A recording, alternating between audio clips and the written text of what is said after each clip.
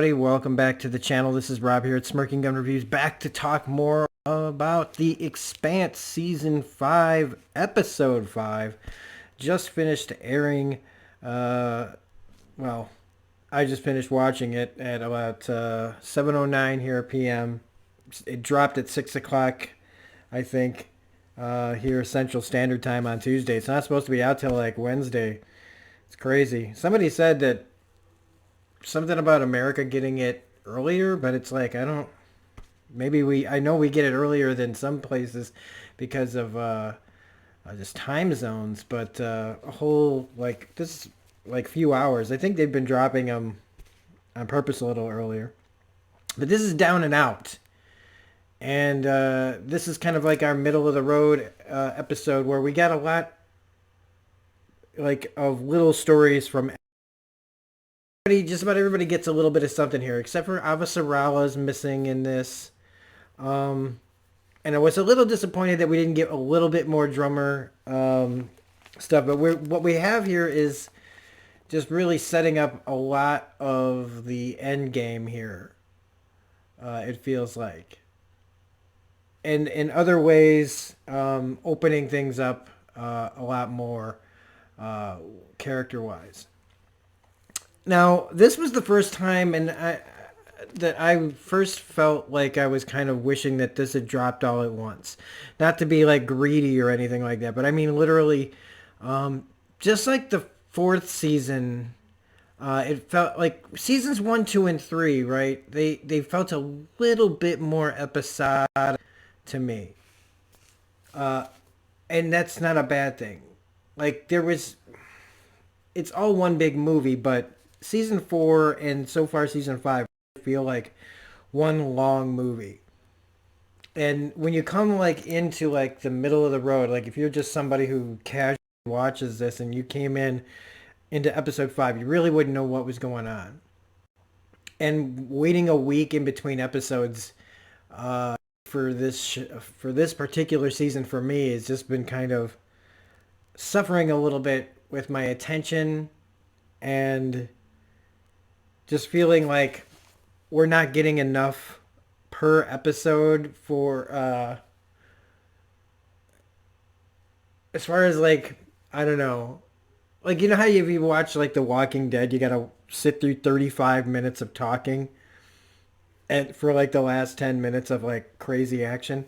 That's what I mean here. I just feel like episodes like this kind of are missing a little moment, like one more kind of bigger moment. Not to say that this episode doesn't have its moments. I just feel like when they increment a little bit out to everybody, it turns out to be more like setup and information than like big moments. But we've had big moments. Episode 3 and 4 were pretty much nothing but big moments. And so this is our, a lot of just more setup and where we're going. And speaking of, let's just start with the beginning. Drummer and her faction out in the belt. Kind of seeing everybody's perspectives about different events that have happened, whether it's the impacts on Earth or whether, like, in this situation, them dealing with the death of Fred Johnson and how that's a big deal to Drummer. And it shows, we've got, because of what Marco's doing, you've got Belters quickly having to come to different decisions on how they're going to, go about this, because now that he's done this, and Mars are both, especially Earth, going to have a hard time trusting Belters. When I say that they're all kind of picking sides, it's like either run and hide, side with Marcos, or, try to mend fences. Now, Drummer in this, like when I say that she comes to his defense like right away, she shows these guys that are in the influx as far as their emotions go on what side to be on. When somebody says, something negative about Fred, being a good man for an Earther, she shuts that down like right away with the whole, he was a good man, period. Doesn't matter where he came from. I love that. But all this Belter stuff in this, like we were setting up even more in season four, the growing divide and anger, and willingness to lash out against the inner planets that the Belters have been. Um, like I've said before, it's real easy to kind of to see where they're coming from. As part of the working class myself, there's just so many, so much pushing you can take. It makes me wonder how long in our real world, how much more pushing can the working class take before something happens. And so it's like you've got these people that are doing things to the benefit of their people, which is admirable and and inevitable. But again, doing it in a way that this is how things change. What the Belters are doing are things that rebellions and civil wars have been fought, and it's just I think in as far as the Belters go, it's easy to kind of be like, oh, they're just always causing trouble. But again, it makes sense why they're so angry and why people like Marcos can get people on your side. And I wanted more though from in this part, like drummer. I would have loved to have had her end, like kind of bookend this, but that was what we got. Her sharing her feelings about Fred. Now Amos's story in this is pretty simple.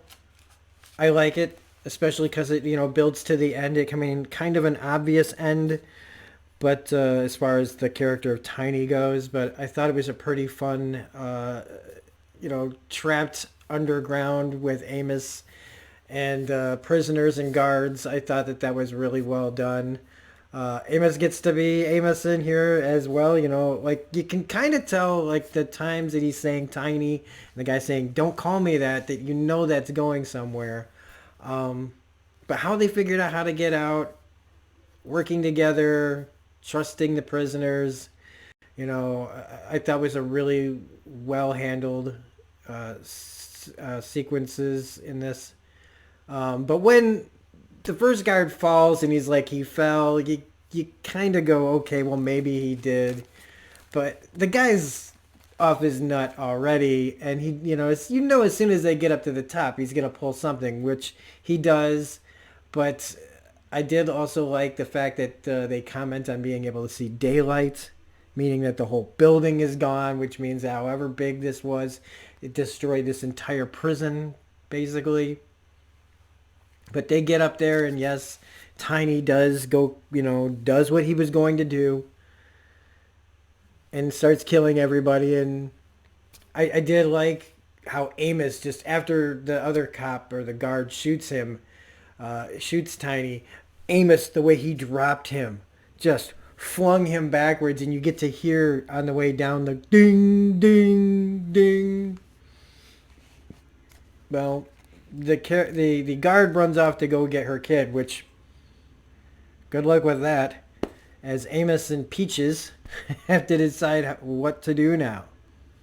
Where do they go? Like, somebody was mentioning in the chat or the comment section about how last year most of the group was together, or at least in the vicinity of each other, and it was Bobby that was all by herself.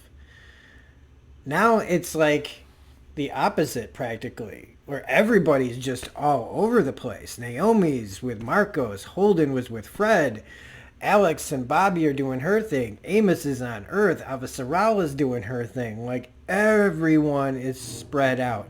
And maybe that's part of the problem, again, that I was having with some of this story and how it's being told, is that everybody, again, is even more splintered off than they were in season 4. But Holden, and then you got like, let's talk about Holden and Naomi's part of the story then, I guess. Next, it's he's trying to reach out to her. He has no idea what's been going on. So he's kind of giving her a recap of all the events of Fred's death, them having the proto-molecule.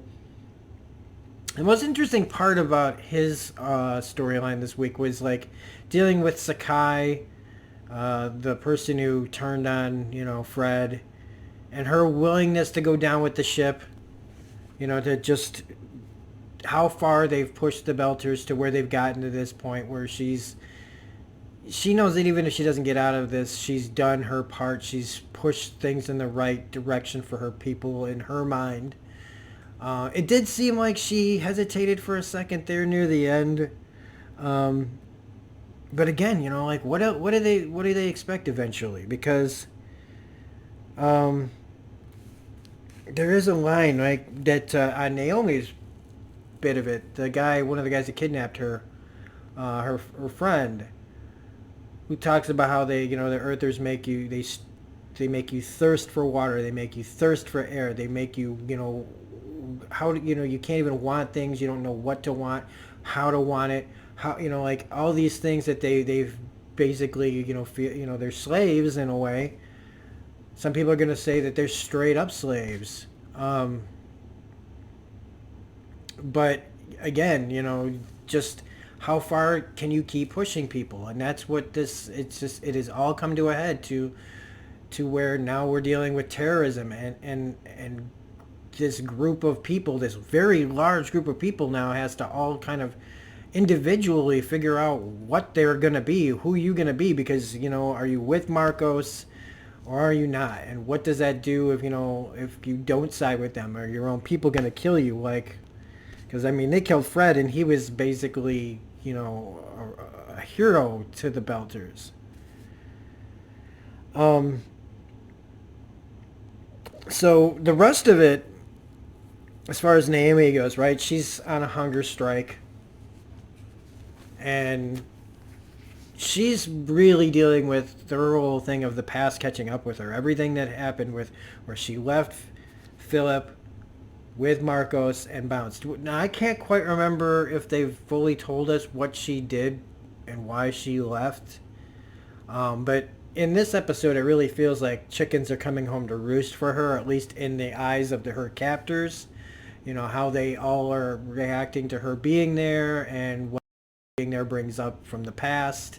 Her one friend, she's the one that she's upset at him because, you could have done something better for Philip. Why she didn't take him with, I don't know. But then you've got the one woman who's like, I'm glad you left. You were nothing but a pain in the ass, basically. There's this enmity there. And I just like seeing how she is dealing with all this.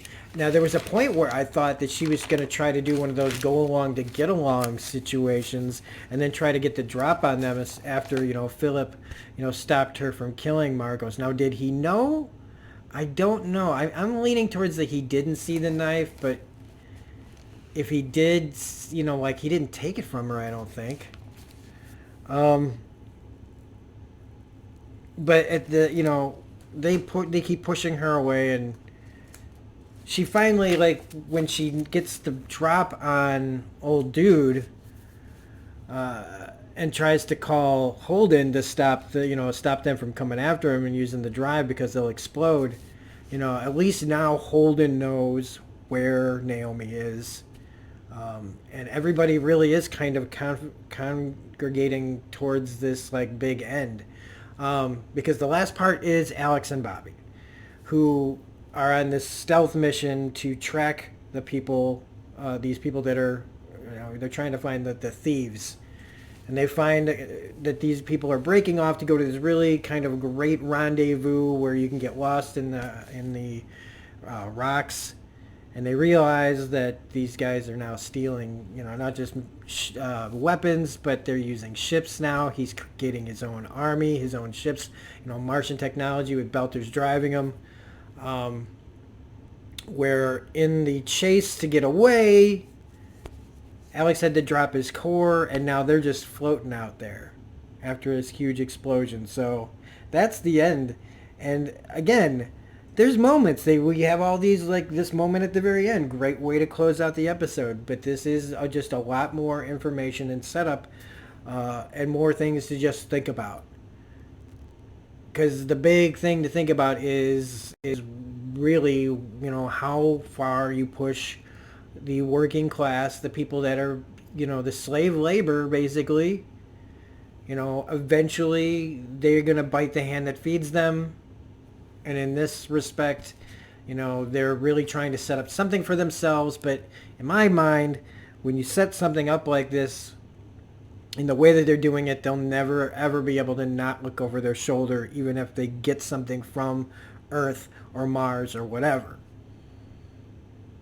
But we'll see. I mean, we got a few more episodes left of this season, and we're going to see where it takes it. I'm glad. I mean, I really wish I had more to say about it. Just that it was pretty good. I loved all the Amos stuff. I love the end. I like every little bit of this. But what I should have done, what this feels like is like the middle. Whoops. It feels like the middle of like a movie, and now I gotta wait another week to get like another little tiny bit of that movie. So as far as I'm concerned, I'm kind of done binging, but in this respect, it might have been better if they dropped like 3 episodes at a time, maybe. I don't know. So anyway, if you liked this review, please hit the like button, comment, share, subscribe, and the bell for all notifications. If my reviews seem kind of weird lately, it's because I've been going through a lot of different stuff lately. Some pretty terrible things have happened. And so just trying to get out reviews for shows that I'm currently doing has been a little hard. And I've been a little more kind of succinct or scattered, yet more like trying to just get to the points of these reviews rather than go on and on and on like I can. So I appreciate you watching them anyway. Those of you who made it this far, there will be a little thing saying, where to like, subscribe, watch this video, watch that video, all over the place here. So anyway, if you like this, please hit the like button, comment, share, subscribe, hit the bell for all notifications. Otherwise, we'll be back next week with episode 6 of The Expanse, season 5. Also, don't forget to go over to Mark at Enchantment of Eternity's videos, where he covers them episode to episode and then does a great after show on Thursdays with Darren Jakes from D's Reviews and a rotating panel of guests. So if you need more Expanse coverage, go over to Mark from Enchantment of Eternity's channel if you're not watching mine. All right. Have a great night, everybody. Bye.